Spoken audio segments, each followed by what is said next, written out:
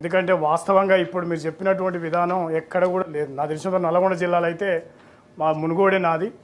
మరి మేమే ట్రాక్టర్లు పెట్టి కాలిపోతే ట్రాన్స్ఫర్ తీసుకుపోతే 3-4 రోజులు పడతా ఉంది. మునుగోడు ప్రాంతం మీరు ఎవరికైనా ఫోన్ చేయండి. మునుగోడులోనే ఆ మరమ్మతు కేంద్రం ఉంది. ఒక ట్రాన్స్ఫారం కాలిపోతే 3 రోజులు 4 రోజులు పడతా ఉంది. అదేవిధంగా నార్కడపల్లి మండలంలో కూడా అదే పరిస్థితి. నల్గొండ జిల్లాలో ఎక్కడ కూడా మీరు చెప్పిన దాని అధికారులు తీసుకొచ్చి ట్రాన్స్ఫారం కాలిపోతే తీసుకుపోయినటువంటి దాఖలాలు లేవు.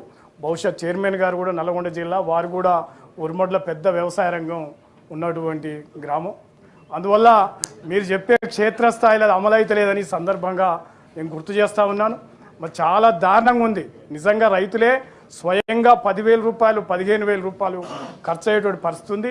అందరు రైతులు ఆ సందర్భంగా 500 1000 వేసుకొని ఆ రకంగా ఇబ్బంది అయ్యే పరిస్థితి ఉంది. అందువల్ల దయచేసి దాన్ని అర్థం చేసుకోవాలని నేను మంత్రి గారికి విన్నపం చేస్తూ ఉన్నా.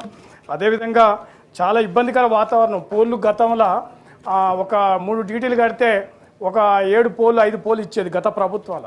ఇప్పుడు ఒకటే పోలు ఒక ఫ్లోర్. ఇప్పుడు మేము రైతులు కొనుక్కోవాల్సిన పరిస్థితి ఏర్పడతా ఉంది. అంటే చాలా ఇబ్బందికర వాతావరణం.